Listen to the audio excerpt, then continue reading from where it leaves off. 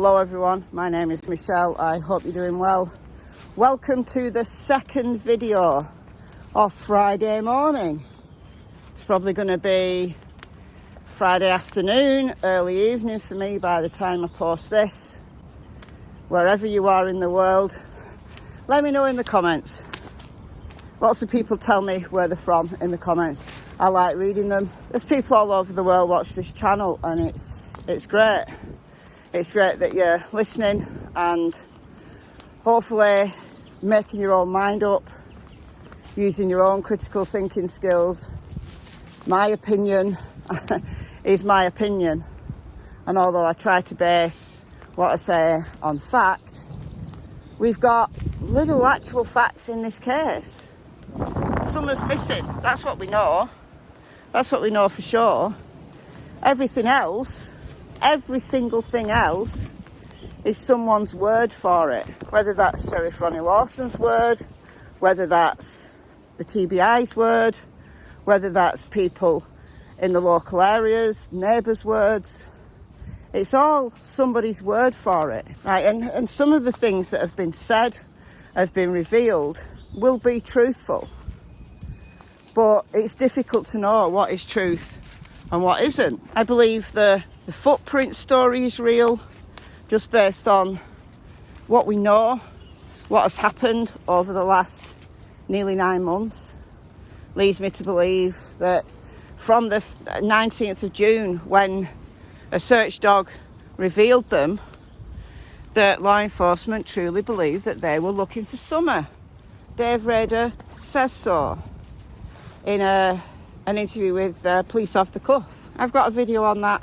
Not going to reopen that because what I want to talk about today is Fred Hill. Now, it feels very deja vu for me because when Ziggy, not Ziggy Valero, not her, Ziggy, the actual Ziggy, when she went to Tennessee in January, she had a long conversation with Fred Hill. She asked him lots of questions.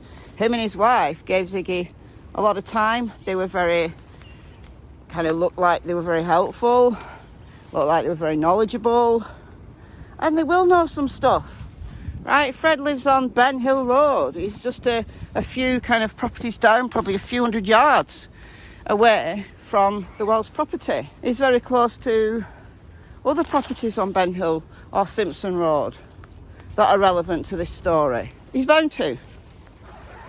And I made at least 4 videos that I could find without listening to every single video that I made in January. 4 videos where Fred was one of the main focuses. But I've mentioned Fred since. The reason why I'm bringing this all back up again is because Cam and Ali, Crackin Cases, did a live last night. Crama Mama was their guest. And Cam said he'd never heard this interview before. He bypassed it. Now, I don't know why he bypassed it. It's easy to miss stuff. I'm sure I miss stuff. I watch as much as I can. It's impossible to keep up on every single thing that's said. So for whatever reason, Cam missed this. So with the help of Crama Mama, he wanted to go through and talk about what Fred Hill said. And while the live was on, a few of us were kind of chatting about it as it was ongoing in my Facebook group. I was posting links to videos I made saying, done this, talked about this. But it's kind of nice to see people who missed it the first time round talk about it. It's a bit demoralising for me when people who did watch my videos in January come back to me and say, Michelle, you're just repeating yourself, your channel's just repetitive. Well, it's because people find interviews that happened 2, 3, 4, 5 months ago and talk about them for the first time. For them, it's new information. For those of you who watch my channel and watch every single video, this is not new information, none of it was. But it is new for a lot of people. Because although there are people in my audience who also follow Crackin Cases, there are a lot of people who follow my channel who don't follow Crackin Cases. And I'm sure there are a lot of people who follow Crackin Cases who have no idea who I am. So it's nice to get that, I guess, cross-pollinisation. It's nice that more eyes went on to Fred Hill's interview. However, what I will say is I hope that Cam, Ali and Crama Mama realise how inconsistent he was. They only responded to part of the interview. I think Cam had clipped about half an hour of it, and there was at least an hour, if not longer. There's also the Bones debacle that people might remember. Fred leading Ziggy to believe that some bones found on one driveway at Ben Hill were human bones. He said he didn't know. Ziggy ended up ringing the feds or the law enforcement. And it was all a thing at the time. It was all the big hoo-ha at the time. A lot of people were blaming Ziggy for talking about it, for showing pictures of it. Guys, they were deer bones. I could see just the shot that Ziggy gave. I could see they were deer bones. And I'm not an expert on bones. I'm not a deer bone expert. But I've seen enough animal bones to know that they're not human bones. A few miles away from here, they've not got here yet. But the deer, we've got loads of roe deer. We've got an excessive population of deer in the UK because there's no natural predators, right? Bears, wolves, any of the larger mammals that would take down deer, they've been extinct for many, many, many years in the UK. They were hunted into extinction in the UK. So deer, right, they're just everywhere. A few miles away from here, can't see it because of those houses and because I'm low down, but if I was in the other fields, you'd see the hill that is Rivington Pike, and between here and Rivy, there's lots of land. It's very rural. And the roe deer, they're everywhere. You go around there, it's easy to spot deer bones, deers that have just died, naturally or whatever. So I know what deer bones look like. So does Fred. He was leading Ziggy a merry dance where that was concerned. He also said, I'll let Sleuth Dog explain this. Over to Sleuth Dog. You said that you knew Rose Bly? No, I didn't know her. No, I just know when they moved in here and stuff, that when they set the prostitution ring and stuff up over here, that she was involved in it and stuff.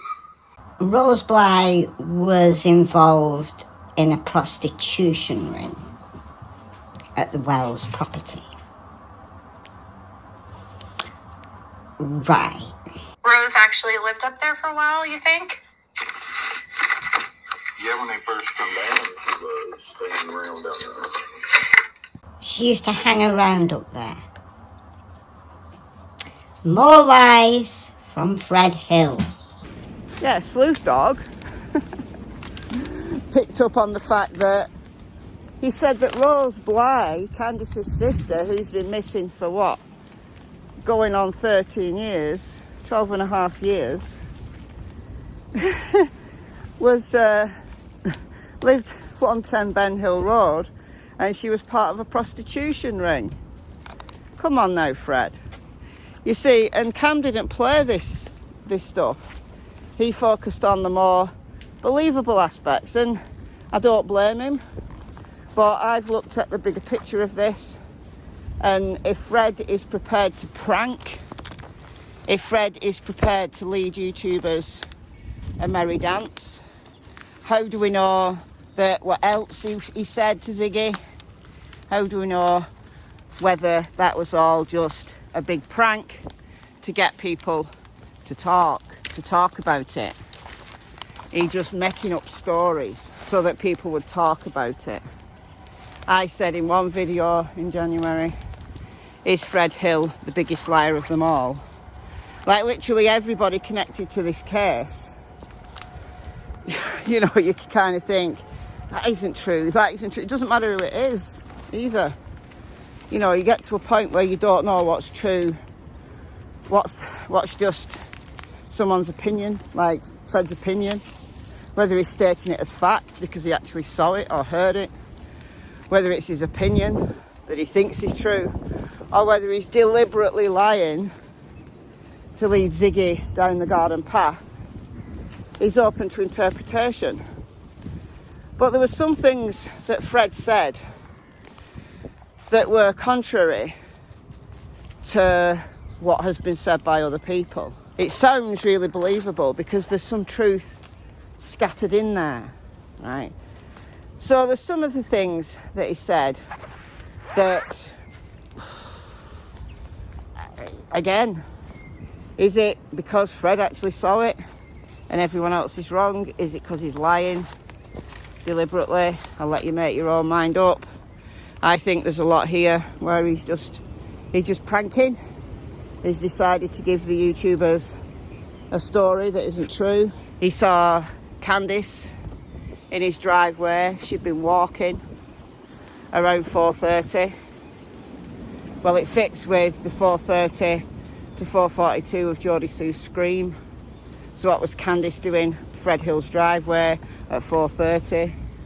Why would she be there? What would she be doing there? Is Fred just making it up? He said that Andy, so Geordie Sue's then partner Andy, was on Ben Hill Road around 3:30. Geordie Sue says Fred is Fred.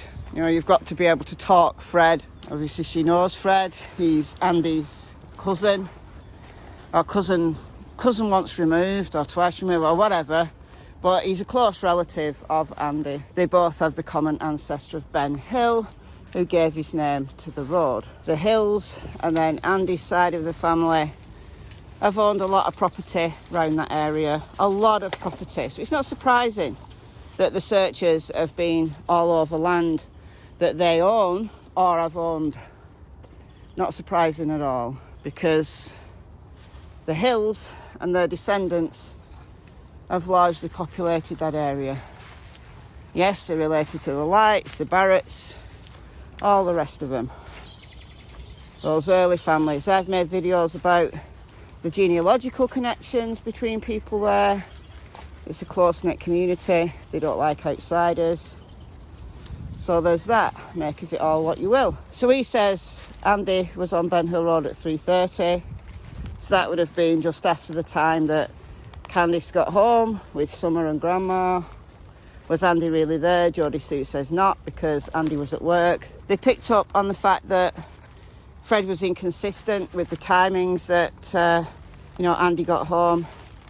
Now, according to Geordie Sue, Andy got home around the same time as Don. They came in almost together, and it was around the time that law enforcement was arriving, so it would have been around 7 p.m.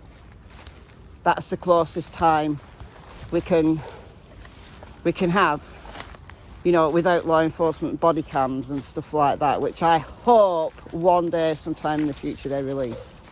I'd love to see those body cams of what exactly happened that evening. I'd love to see it. The reason why Andy got home at that time is because he'd been delayed at work. Geordie Sue tells us all of this. Is Geordie Sue lying? Maybe. It's Geordie Sue's word. I guess against Fred's word. I don't know, guys. I would say take what he says with a pinch of salt. There's a whole lot more things he said that you could go through and say, that doesn't sound right based on what else we know, but is he telling the truth?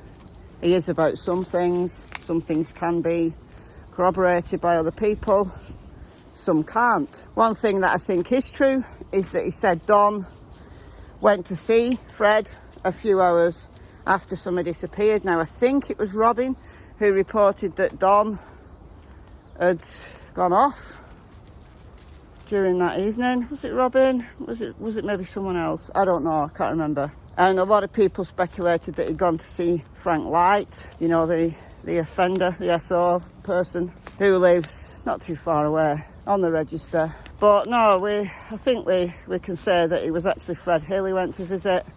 Fred said that he hardly knew Don, that Don's been to his property loads more since Summer disappeared than before. But then he completely contradicts himself, because he talks about Don being in his driveway with Haskell Rhines, the dog napper, I'll let Sleuth Dog fill you in on that one as well. This sleuth dog wants to know why acquaintance of Fred Hill, Haskell Rhines, kidnapped a dog. He dog-napped, according to Times News Online. Why, Haskell? Why did you dog-nap? Why did you nap a dog? It's not fair. Tell us. Tell us the truth. So the names that Fred was throwing out are real people, apart from someone called Andy Paul. Now, I can't find an Andy Paul in Rogersville, in Kingsport. Who's Andy Paul? Allegedly, it's a young man who was at the wells. Well, who is he? Who is he?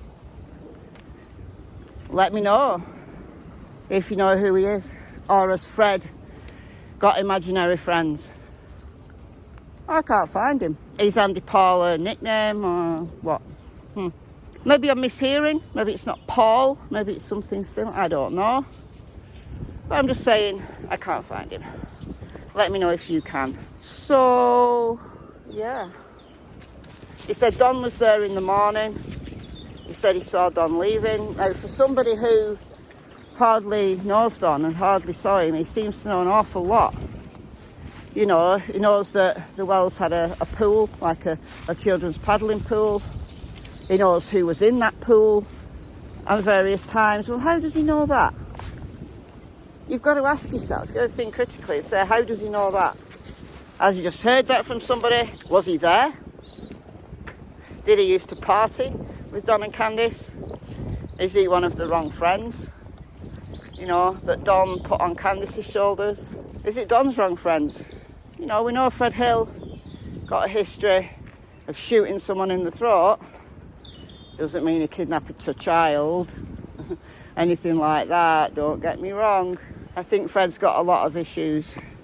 So I wouldn't take anything that Fred says as fact, because it's impossible to tease out the things that are true and the things that are figments of Fred's imagination. And I'm going to leave it there for today. So I hope you enjoyed both videos, and I'll see you very soon. It's goodbye from Miss Tillington and a dirty Miss Cassie Springer. Bye, guys.